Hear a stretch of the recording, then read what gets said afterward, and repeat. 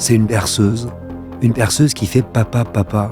Dans la lumière bleutée d'une chambre d'enfant, c'est une berceuse, mais sur l'écran de cinéma, on dirait une pietà, une image religieuse où on voit une mère qui pleure son enfant. Elle le tient dans ses bras, et là, il lui dit que le parfum de sa peau lui rappelle son papa qu'il a perdu il y a des années. Et là, elle se met à pleurer, et nous, on sait pourquoi elle se met à pleurer. On sait qu'il n'est pas mort, son papa. On sait que ce petit garçon, il se trompe pas, et que cette femme qui le tient dans ses bras, c'est son papa. Papa, papa. Bonjour Jacques Audiard. Bonjour Augustin. Qu'est-ce qui t'émeut, toi, dans une scène de cinéma ? Dans une scène de cinéma, ce qui m'émeut, ça serait un mélange de... Je crois que la durée, le temps peut m'émouvoir, le temps, les corps. Évidemment, je pense à cette scène inouïe de reconnaissance dans ton film Emilia Pérez, entre un petit garçon dans sa chambre et son père qu'il n'est pas censé reconnaître. Qu'est-ce qu'elle raconte pour toi, cette scène ? Alors, c'est curieux que tu parles de cette scène. D'abord, Hueles como papa, tu sens comme papa. C'est un drôle de truc. Ça tient beaucoup pour moi au fait que ce soit un enfant, donc une voix d'enfant.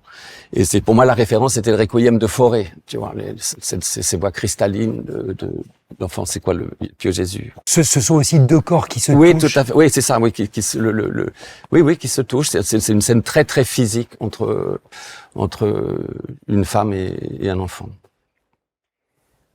C'est marrant ça de faire. L'idée, c'était de qu'est-ce que c'est que faire une chorégraphie, parce que on le voit peu, mais c'est quand même chorégraphié. Il y a un travail de Damien Jallet derrière. C'est comment faire une chorégraphie assise ou couchée. C'est une gageure. Alors c'est passionnant que tu parles de ça parce que c'est un grand film sur les corps, précisément. Emilia Pérez, qu'est-ce qui t'émeut, toi, dans un corps ? Ah bah déjà, comment je vais parler très franchement. Moi, le cinéma érotise. Alors ça peut passer par des visages, par des corps, par des mains, par ce que tu veux, mais il faut qu'il y ait cette peut-être pas tout le temps, mais il faut quand même qu'il y ait cette charge-là, et qu'un acteur, une actrice, pour moi, je choisirais en fonction de ça. Qu'est-ce que tu recherches chez un acteur, toi ? Qu'est-ce que tu regardes en premier ? Je crois que ce que je regarde en premier, c'est le visage, c'est les yeux, J'aime pas trop parler de magie, mais t'as des visages qui retiennent la lumière, quoi. C'est plus que d'autres. C'est voilà, qui la retiennent, qui la reprojettent. Il faut penser à cette fonction-là du cinéma que une caméra, ça retient l'image, tu vois. Il faut que donc c'est que d'abord que la photogénie se produise et pour moi, oui, effectivement, quelque chose de l'ordre d'une sensualité. À quel moment est-ce que ça surgit, l'émotion pour toi, dans la fabrication d'une scène, d'un film ? Quand alors ça, c'est marrant parce que c'est étrange, parce que tu peux répéter une scène, par exemple, sur le plateau, et par une espèce d'effet, on sait que c'est de la répétition, il y a une sorte de retenue, tu vois, il y a une chose comme ça. Et quand tu tournes, tu vois, il y a plus de retenue. Et là, ça se dresse devant toi. Et tu parlais de répétition tout à l'heure, tu répètes ? Oui, avec le temps, je répète de plus en plus. Oui. J'aime ça. Pourquoi ? Quand je répète pas forcément j'ai perdu ma voix à la bataille de Brie-sur-Marne je répète pas forcément le texte écrit je veux pas l'user, donc je fais des sortes de petites d'improvisation, des choses comme ça. Et quand on répète, en fait, on cherche autre chose, je crois, dans les répétitions. On cherche déjà à solidifier tout ça, voir si les personnages tiennent le coup, comment la musique, la musique des dialogues, des choses comme ça. Alors tu dis que c'est pas forcément ton genre, la comédie musicale, et pour autant tu le choisis. Oui. Il y a un fond de masochisme chez moi. Non, je le choisis. Alors c'est une première expérience pour moi, qui est assez étrange d'ailleurs, parce que je suis pas. J'ai une culture très lacunaire de la comédie musicale, et pour être tout à fait sincère, c'est pas un genre qui me. Alors une fois qu'on a dit ça, on n'a rien dit. Je veux dire, mais en même temps, il y a 4 ou 5 films que je trouve absolument gigantesques qui sont des comédies musicales. Tu penses auxquels ? Les films de Bob Fosse, je crois, les films de Demy, ça va. Disons que Les Parapluies de Cherbourg, c'est un chef-d'œuvre de simplicité, de grâce et de pertinence. C'est quand même pour moi et politiquement c'est incroyable. C'est un grand film sur la guerre d'Algérie, vu par le contingent, quoi. Au fond, Jacques, qu'est-ce qu'elles permettent pour toi, ces scènes chorégraphiées, ces scènes chantées? Qu'est-ce qu'elles permettent de faire surgir dans ta narration, dans ton histoire? Une autre forme une autre forme d'émotion, je dirais presque plus directe, plus simple. Et comment vient le principe? C'était le fruit un peu d'une réflexion. C'est après tout, c'est pas inintéressant. C'est un drame, c'est une tragédie, tout ce que tu veux. Le Mexique, c'est une tragédie. Voilà. Et ben si tu veux parler d'une tragédie, c'est pas là je repense à l'exemple des parapluies. Chantons et dansons. Plus c'est tragique, chantons et dansons. Et l'âge d'or de la comédie musicale, c'est la Grande Dépression. Hein. C'est les années 30, Gold Diggers, tous ces trucs-là. Mais c'est vrai que les comédies musicales de la Grande Dépression, avaient ça. Et autre chose, moi, comme j'en parlais, cabaret, tu vois. C'est l'arrivée du nazisme, c'est cabaret. C'est extraordinaire. Le dernier plan de cabaret, c'est un chef-d'œuvre. Tu veux dire par là que même malgré toi, si ça se trouve, tu dis quelque chose sur l'époque en choisissant la forme musicale? J'espère. Et tu dirais quoi? Je raconte rapidement la genèse de la chose. Je me surprends, pendant un confinement, je crois que c'est le premier, je me souviens plus. Je me retrouve, j'écris, plutôt je lis le roman d'un garçon qui s'appelle Boris Razon. Au milieu du livre, il y a un chapitre où un narco veut faire une transition. Je prends la chose et je fais un traitement très rapidement. Et ce traitement, ce qui me surprend, c'est que je l'écris comme un livret d'opéra. Et je ne sais pas. Si, parce que ça a à voir avec le changement d'identité, la voix, le changement de voix, ça a à voir avec l'opéra. Il y a quelque chose à voir avec ça, avec l'abandon. Est-ce que le patriarcat peut s'abandonner complètement, voilà. Et est-ce que ça peut guérir quelque chose socialement? Le film c'est une rédemption aussi. C'est en finir avec la violence des pères, je crois. Ce qui me touche beaucoup dans ce film, Emilia Pérez, c'est toute la réflexion sur le courage d'être soi, au fond, oui. De cet homme qui devient, tu le disais, au prix de sacrifice, ce qu'il a toujours été. Qu'est-ce que ça représentait pour toi? Je pense qu'aujourd'hui, comment des questions nous sont posées sur l'identité. Qu'est-ce que c'est que l'identité? Qu'est-ce que c'est cette fameuse fluidité? Tu vois, le fait je crois que le vrai courage, c'est d'accepter cette chose non fixée. On n'y arrive pas, ça, c'est très très difficile. C'est des choses auxquelles tu penses souvent, toi? J'y pense suffisamment longtemps pour faire un film qui contient ça. Mais c'est une question passionnante en même temps, cette fluidité, quand on parle de cinéma, également, de forme. Oui, dis-moi. Justement, en fait, que les choses ne soient pas fixées, dans un genre, par exemple. Oui. Je comprends ce que tu veux dire. Oui, c'est comment avoir accepté ou comprendre le transversal, que le film n'arrête pas comme ça de tourner dans sa forme, tu vois, comme une boule à facettes, tu vois, ça oui. Alors ton actrice, Carla Sofia Gascon, actrice transgenre, tu le disais, qu'est-ce qu'elle t'offre au fond, dans ta narration et en termes de représentation aussi? Elle a ça en elle, justement de pas fixer. Raconter une histoire, l'histoire d'une femme transgenre, ça pose des questions, forcément, tu te les as posées. Est-ce que tu t'es posé des questions de légitimité ou d'autorité? Toi, réalisateur blanc. C'est plutôt moi, je me le suis pas posé, mais on m'a posé ce genre de hétérosexuel. Moi, je dois quand même avoir le privilège de pouvoir raconter des histoires, si elles sont pas malveillantes, tu vois, si elles sont blesser quelqu'un, j'aurais ça en horreur, mais non, il faut pas qu'il y ait de champ, de limite au champ d'exploration. Moi, je fais aussi du cinéma pour communiquer, pour explorer, hein, tu vois, donc je peux pas, je vais vers des choses que je ne connais pas. C'est passionnant. Ça voudrait dire que pour toi, faire un film, c'est aussi à chaque fois une nouvelle manière de raconter une histoire? Oui, tout à fait. Et puis, une chose me surprend, c'est pourquoi, je fais là, c'est en espagnol, en mexicain, je parle pas espagnol. J'avais fait les Sister Brothers, c'était en anglais US. Je parle très très mal anglais. Tu faisais intervenir du chinois dans les Olympiades? Oui, bien sûr. Et puis Dipan. Et puis Dipan. Alors Dipan, c'était en tamoul. Mais c'est très étrange, toujours cette tendance au pas de côté avec ma langue maternelle. C'est curieux. Ce que je trouve fou, c'est que ça t'étonne que tu l'aies pas analysé. Si, je l'ai analysé. Alors, ça veut dire quoi? Si, je l'ai analysé.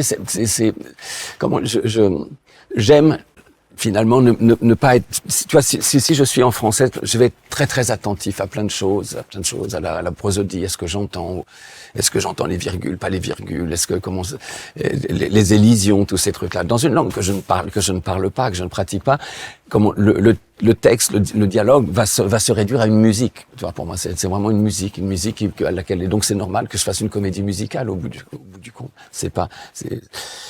Et en fait, si je dois résumer tout ça, c'est peut-être que ça vient du fait que moi, mes grandes admirations originelles, c'était le cinéma muet. Tu vois, j'étais très marqué par ça. Quand je faisais du super vite, c'était du cinéma muet. Tu penses à quel film? Oh, les films de langue, tous. Les films muets, comme Les Trois Lumières, les Nibelungen, ce que tu veux, ou Murnau, bien sûr, aussi. Sunrise. Et comment tu mesurais la justesse dont tu parlais tout à l'heure, justement, dans ces films muets? Non, comment c'était les corps, les images. Tu vois, j'en parlais. Alors, de temps en temps, tu avais un intertitre, mais c'était tout. Et que on n'avait pas besoin de cette compréhension-là. Donc la musique et encore une fois les chorégraphies, qu'est-ce que ça implique comme contrainte ou comme liberté d'ailleurs? Moi, je pense que s'il y a pas de contrainte, il faut les inventer. Tu vois, sinon ça marche pas. Alors de la contrainte, sur la scène, ça peut être les trois côtés, ça peut être l'argent, ça peut être tout ça. Mais moi, les contraintes les contraintes sont très très stimulantes pour moi. Il faut les transformer en forme. Voilà, c'est ça. Il faut que de la contrainte naisse une forme. Et c'est toujours bénéfique pour moi, toujours. Enfin là, c'est une drôle de contrainte quand même. Laquelle, dis-moi? La chorégraphie. Oui, mais ça. Tu vois, par exemple, il y a une chose, c'est à certains moments. Dans le film, dans Emilia, notamment sur le début, on était dans des discussions de décor. Et j'ai juste rebondi sur ce mot décor, D-E-S, C-O-R-B-S. Et là, tu te dis, je vais mettre en ligne tous les figurants que j'ai, je les fais danser, et ça devient un décor. Au fond, à t'entendre, depuis le début de cette conversation, j'ai l'impression que pour toi, le cinéma, c'est une langue, en fait. Oui. Avec sa grammaire. Oui, bien sûr, avec sa syntaxe, avec tout ce que tu veux, mais ça, c'est des choses le cinéma, moi, je rapproche plutôt de la poésie que de la poésie, musique, et c'est toujours un petit écart avec la rationalité du texte. Et alors, quel film a fait de toi un cinéaste? Sur mes lèvres. Sur mes lèvres. C'est un film qui était surécrit. Absolument surécrit. J'ai compris tout à coup, en voyant jouer Emmanuel DeVos, que une grande partie de ce que j'avais écrit était totalement inutile. Je faisais mieux de me consacrer au travail avec Emmanuel et avec Vincent. En parlant d'Emilia Pérez, tu parlais de la place des pères, du père également. Qu'est-ce que ça représente pour toi? La place du père? Un père, ouais. Moi, d'abord, c'est l'expérience personnelle de Jacques Audiard. Voilà. J'avais un père qui s'appelait Michel et qui faisait du cinéma. Mais alors, la place du père, pour moi, disons que la place de mon père, ça n'a pas été une place de cinéphile. C'était une place de littéraire. Voilà. Moi, j'ai eu à partir d'un certain âge une attitude assez mitigée avec ce qu'il faisait. Mais en revanche, mon attitude n'est pas du tout mitigée quand on parlait de littérature. Ça veut dire qu'il imprègne ton cinéma d'une certaine façon? Sans doute à travers les goûts littéraires, sans doute. Je ne peux pas m'empêcher quand je vois Emilia Pérez à Au-dessous du volcan, un Malcolm Lowry. Tu vois ce que je veux dire? C'est mon père qui me l'a fait lire. C'est pas édition Buchet-Chastel, couverture orange. Un des plus grands textes qui soit. C'est pas mal, hein. Est-ce qu'il s'imaginait, Michel Audiard, que tu serais cinéaste un jour? Non, je crois pas. Je veux dire, si j'ai une boîte à regrets, je vais vite l'ouvrir et la refermer. C'est qu'il n'ait pas vu mes films. Voilà. Ça veut dire c'est un regret. Voilà. Ça veut dire qu'il t'arrive de te demander ce qu'il en aurait pensé? Non, mais il m'aurait mieux connu. Voilà. C'était comment les films sont, je vais pas paraphraser, mais c'est des lettres d'amour toujours quand même un petit peu. On s'adresse toujours à quelqu'un. C'est intéressant. Qu'est-ce qui fait pour toi un grand cinéaste, justement? Un grand cinéaste, c'est quelqu'un qui a fait des très bons films. Alors, qu'est-ce que c'est qu'un bon film? Je crois qu'un bon film, c'est un film comme probablement un roman, hein, dont tu ne fais jamais le tour. Il te manque toujours quelque chose. Qu'est-ce qui fait que tu revois tant de fois ce film-ci?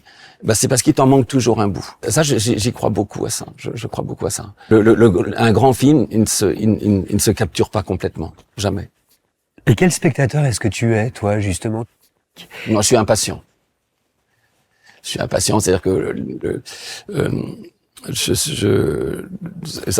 c'est vrai que ça dérange un peu le rapport que je peux avoir aujourd'hui avec le cinéma, une impatience, me dire tiens, bon allez, qu'est-ce que vous me proposez là, les gars, vous êtes sûrs de vous, ça va à la bonne vitesse, tu joues comment, toi, c'est quoi, il y avait pas. Donc oui, je suis assez impatient, mais je suis très empathique. Je ne demande qu'à.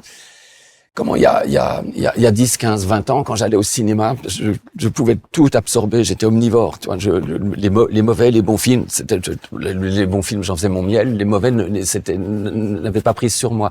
Maintenant, aller dans une salle de cinéma et voir un mauvais film, c'est une chose qui n'est pas neutre, ça me blesse. D'abord, ça me vole mon temps, et puis en plus, ça me heurte, tu vois, et ça peut m'écarter pendant quelques mois des salles de cinéma. Ah, c'est vrai? C'est vrai. C'est quoi ton record? Pendant combien de temps t'es resté sans cinéma?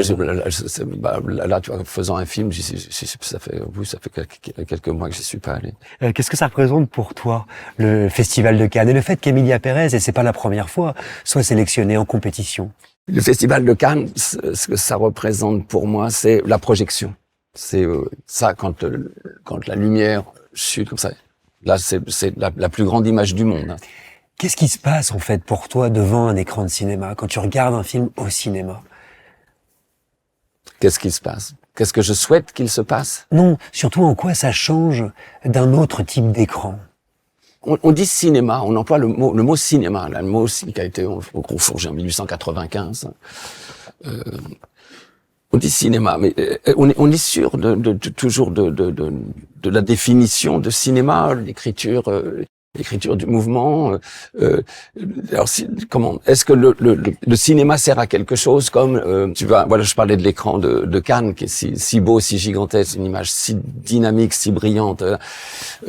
Cette image-là, tu peux l'avoir sur ton smartphone, mais c'est toujours la même chose. Ou est-ce qu'on ne devrait pas parler de récit en image ou de ce qu'on veut? Mais cinéma, c'est pas ça. Le cinéma, c'était une technique et une fonction. Mais en termes de diffusion, tu fais toujours le pari du grand écran de cinéma. Oui, bien sûr. Oui, bien sûr. Pourquoi? Parce que je viens de là, c'est tout. Voilà. Je viens de ça. Ici, le bout de cette question, ça serait, mais pourquoi tu ne tournes pas en analogique avec du 35 mm? Parce que je suis pas fétichiste du tout. Le côté le bon vieux temps, non, ce qui est vieux n'est pas bon. Alors au fond, qu'est-ce qui t'intéresse? C'est faire des images. Voilà. C'est faire des images, c'est faire des récits, c'est des choses comme ça. Merci Jacques. Je t'en prie, Augustin, c'était un plaisir.